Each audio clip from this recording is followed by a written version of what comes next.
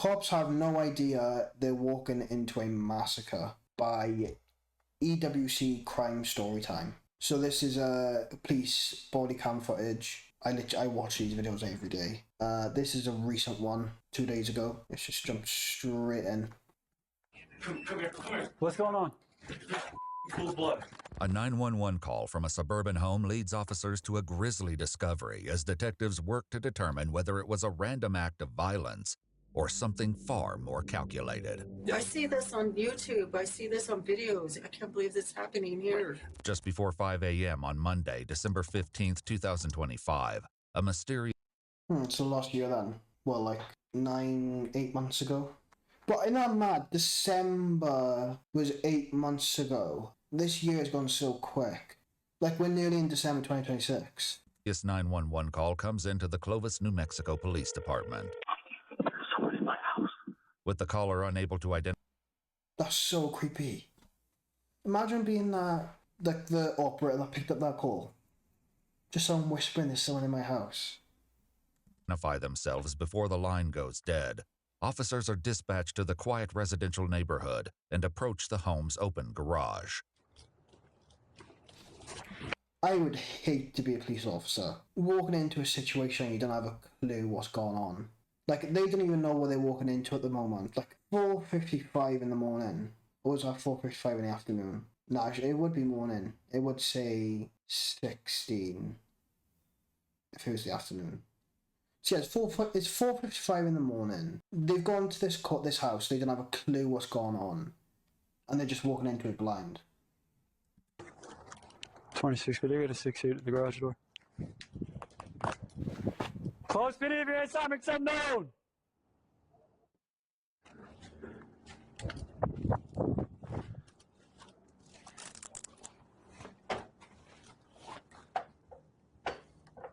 Close behavior assignments unknown!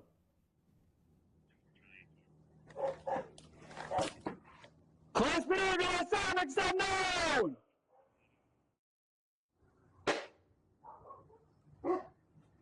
Hello. What's going on here? Sorry? What's going on here? We just got a call that somebody's trying to burglarize the house, and I'm Just shouted into the door like 6 times. It took him the 6th time to come down. announcements. Can hear somebody inside, but you're not responding to me. Just got up. You just woke up? Is your front door and garage door usually open?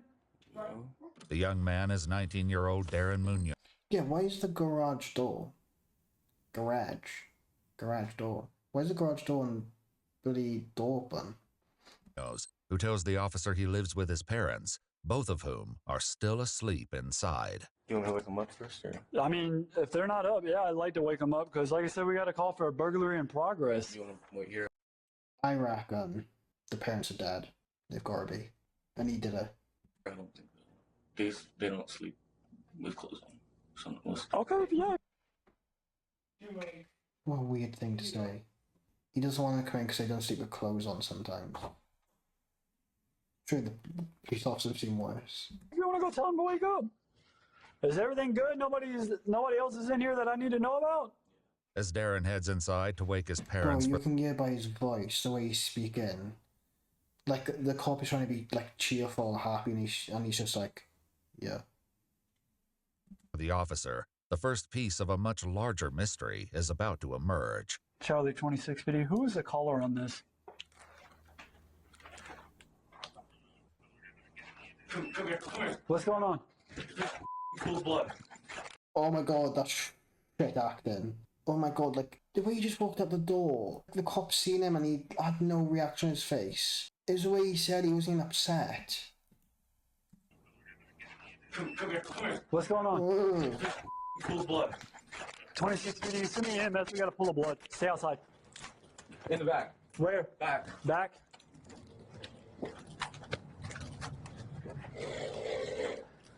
Stay outside. Oh my god, they're still alive. Oh my god. The boy got like no remorse on it. I don't know if he is the killer, but he's got no remorse. This person is still alive on the bed. And they're choking on their blood. Oh my god. Stay right there. 26 PDs. Tell them to step it up. Looks like a possible GSW to a female or a male. Which one? Oh my god, it sounds like they're snoring. They can't even tell if it's a female or a male.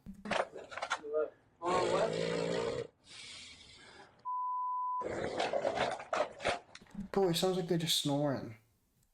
Clear the house. 26 other units, step it up, get back over here. We might have somebody still inside.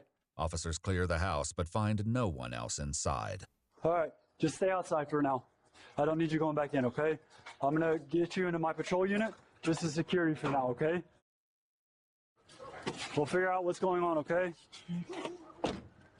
He's got a pool of blood coming from his head. She's got blood coming from her nose, possibly 10-7 Oh, so there's two of them.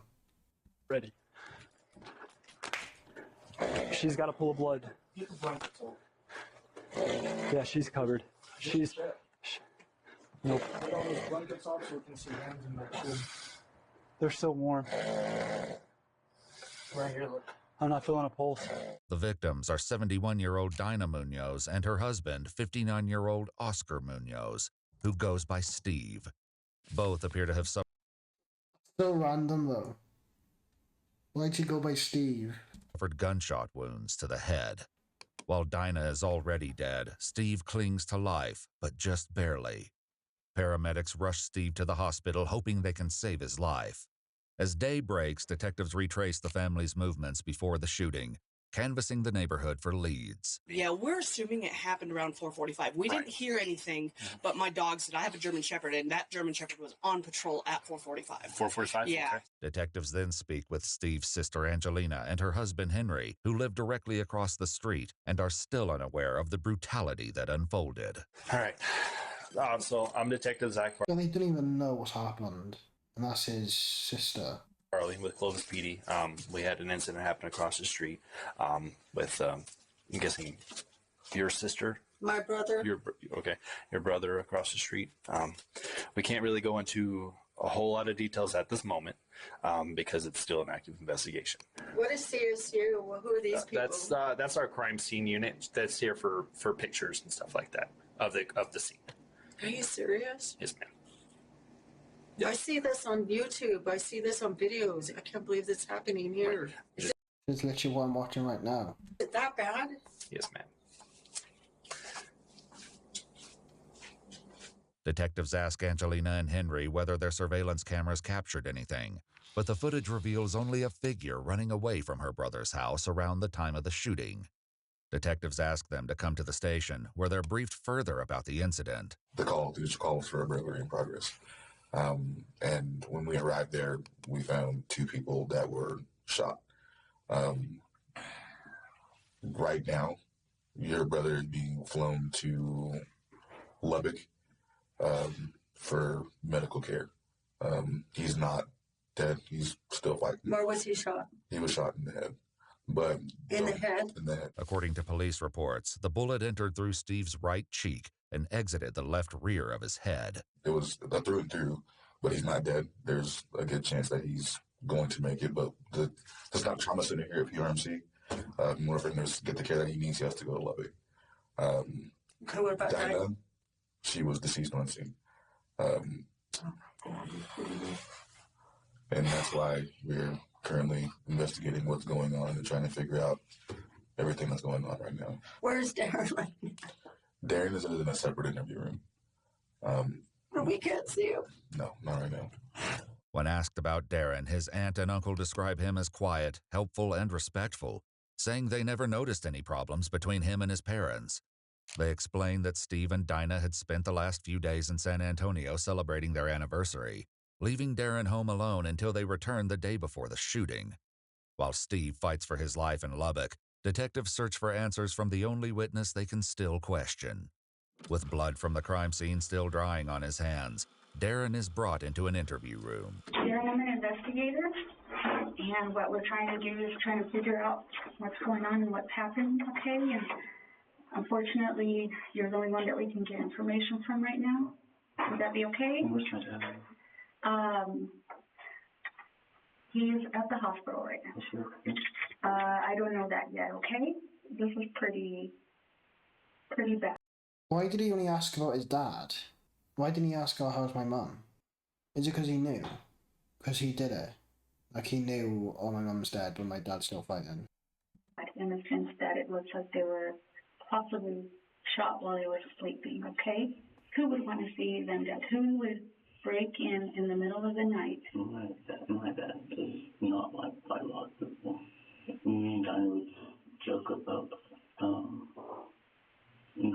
she was joking about not sure why she married him, because all the clothes was going Nazis because he don't like them. After getting access to Dinah's phone, detectives review the home surveillance footage from the previous night, capturing someone entering through the open garage. Seconds later, the unmistakable sound of a handgun slide being racked echoes from the garage. Investigators can't tell who was caught on the footage, but when they speak to his friend, it becomes unimaginable that the person with the gun is Darren. You know, Darren's never showed acts of violence ever. Like, to us, like, he's like the out of the friend group. You know what I mean? Like, if there's going to be a fight, he's like, oh, no, you know what I mean? Yeah, and I've bet my life I wouldn't. But it's always those people in there. When you look at school shootings in America, it's always the quiet kid that ends up doing it. No, he would never hurt a fly. When was the last time you actually saw him and talked to him? He went over the house the day before yesterday. The day before yesterday? Did he seem okay? And Darren's normally real like, hi, give me a hug and stuff. He's not a bad kid. Right. And he was super standoffish. I went in there to try to talk to him, and he was kind of weird. He just kind of kept his. Which when Darren came over, he was kind of hiding his neck as if he was like hiding something. Okay. Which I don't know if he has like marks or something. What happened to your neck? What happened to your neck? He's a hickey. You're hickey? Yeah. So I'm assuming you have a girlfriend? Comedy. What's that name? Gabby. How long have Darren and Gabby been together? Probably like the last 2 months. They will not think that they're together, but they've been messing around for the past 2 months. Okay. Yeah. So It was freaky. did it? Like last week, literally, last week. Officers bring Darren's 17-year-old girlfriend in for questioning, where she admits she spent the weekend with him while his parents were away, something neither of their parents knew about. But the hoodie she's wearing bears a striking resemblance to what they saw on camera, leading to a confrontation. What if I told you that there's a camera? Would I show you? So it showed me? Walking up like around 4 in the morning. So y'all are saying I was out at 4 in the morning? We do have camera footage. And it's somebody who looks an awful lot like you. You don't want to get... How can they say it looks like her when they can just see the jacket? He probably just left the house, put that jacket on. in trouble for stuff that if you were in... Yeah, I was at home at 4 in the morning. I think you're showing how it came from the video. What? There's... I mean, I see, right? I mean, you It does look like dark black hair. I didn't call my mom because I was at home at 4 in the morning. While Darren's girlfriend waits for her mother to arrive before answering any more questions, detectives turn their attention back to Darren, searching for any reason he may have wanted to harm his parents. And you have a good relationship with your dad, you said? What about with your stepmom? Yeah, I have a close relationship with her. She raised me since I was about 1 years old. So she's pretty much been your mom? Okay. His girlfriend's mother shows up a short time later, and the girl lets her know immediately what she thinks of the detectives accusing her of being the one in the surveillance footage. Gabriella. Hey, no, you keep your mouth shut and you do not talk to her like that. Okay, you were out at 4 in the morning. I know you weren't out at 4 in the morning because I talked to you before I left. But you have to be honest because you can get in a lot of trouble for this if he gets something. And then they said that you spent the night at Darren's house the weekend when you told me you were at his house. I mean, the truth will set anybody free. Darren's girlfriend claims she left his house before his parents ever returned from their vacation and was in bed when the shooting took place. She was home. I was home.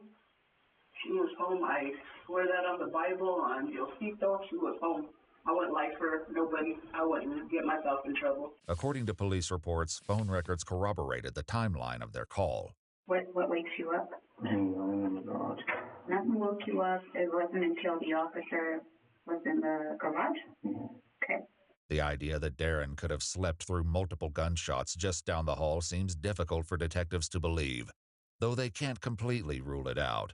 But there's one detail they find impossible to ignore. I listened to the 911 call, and in talking to you, I can tell that that's your voice. Clovis 911, what's the location of your emergency? Someone in my house. You gotta own it, man. Why? Yes, he just contradicted himself with that. He said he was sleeping, but yet he called the cops. Why would you lie about that? Do you lie all the time? No. Is that something you make a habit of? So anything that you're telling us, we're gonna, try to find out if that's the truth or not. If it's not, I will come ask you about it, okay? After the detectives leave the room, Darren invokes his right to an attorney, bringing the interview to an abrupt end. Their best lead remains the unidentified person seen entering the house before the shooting, so they return to Darren's girlfriend and confront her with the surveillance footage. Go again? Wait, pause it on the... Go back. Okay, pause it right there.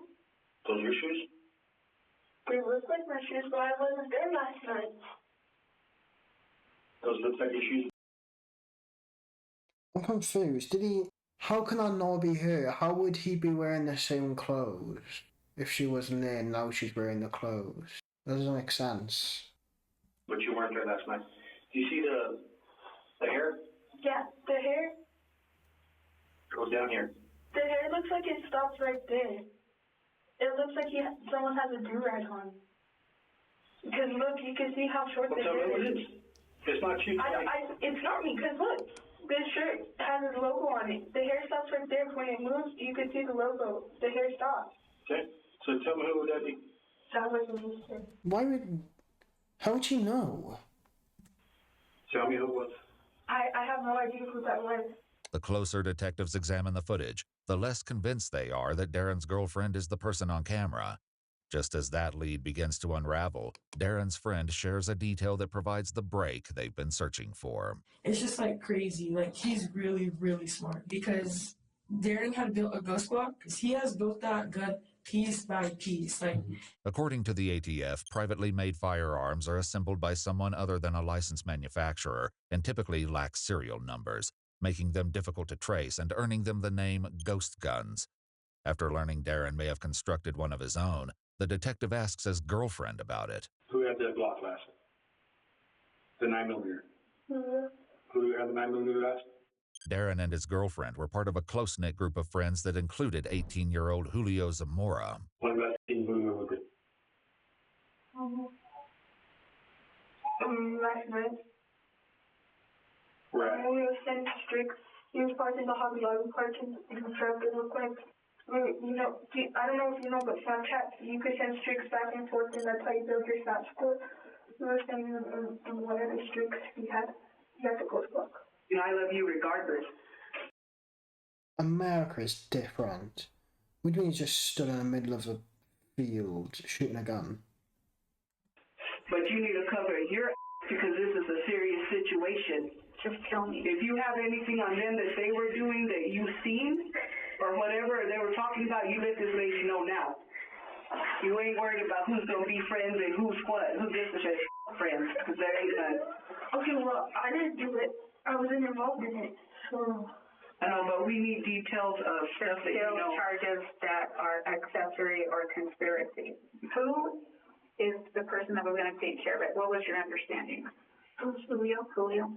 With Gabby's account tying Julio to both the ghost Glock and the alleged murder plot, detectives waste little time turning their attention to finding him, though he initially proves difficult to locate. Did the door say "Love you, Gabby" on it? And they've been together for like a week. So Officers eventually catch up with him. Care if I look here? Go ahead. Is that real? That's not your playgun, is it?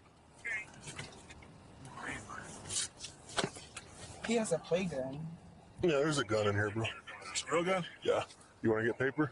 Yeah. All right, man. Go ahead and step out of the car for me. For the first time, detectives believe they know who pulled the trigger, but identifying the shooter only raises an even bigger question. What was the motive? I mean, at this point, I don't know if we're making it clear to you that you might as well come clean. You know, we've spoken to the girls. So you were clearly misguided, all right? And you were led astray by this guy who wants you to take the fall for it. So don't be that fall guy. But if you want to be that fall guy, you need to tell us the truth that we already know. It has to come from you. Yeah, if it doesn't, it's going to look that much worse. You're going to look like that monster if you don't tell us the truth. Yeah, it's because he kept making a plan. He kept saying it for like 2 months constant. Kept going, and he kept saying this, and all that. Honestly, in my opinion, I should have never did anything. I should have just walked off. I understand that. I was there for a good 10, 15 minutes. Can you tell us what happened when you were in there? I held the gun against my own head, debating it, because I didn't want to do anything. I was scared. Was Darren up? I don't know. I don't know if he was up or not. I walked in there, and I was in there for like 10 minutes, didn't know what to do. I was going to run off and just leave it alone. So he did it. He just walked into their house and killed his mum and dad. But he was in on it. Did you end up doing it? Yes, ma'am. Now I feel guilty about it, and I don't know. What were you thinking? I wanted to. That's what I was thinking. So, why would you shoot the mom in the head? I don't know. I got scared when I pulled the trigger once. So weird. Like, how can he just walk into that house? Like, if he didn't want to do it, then don't do it. And then jumped and... Was the gun that was found in the car with you the gun that you used? Yes, sir. It just has to come from you, so that way we know whose role was what and who really was the ringleader and who wanted this done. Darren wanted it done. I told you that Darren wanted his dad dead, and he said that he's been in his house. Julio said that he'll do it. For money, I don't know how much money. How much did Darren think he was going to get? I don't know. A lot of it. According to police reports, Darren told his friends his father owned a chain of local convenience stores, leading them to believe he would inherit the businesses. In reality, however, Steve did not own the convenience stores. According to his LinkedIn profile, he was a district supervisor. Oscar Steve Munoz later died at the hospital from his injuries. All right, man. Is there anything else you think that we need to know about this? Anything you want to tell us? Darren, there is another thing, because Darren, he also said that he would kill me if I didn't do anything. So you were scared? Yes, that's really what it was too. Their life is over and your guys' life is over.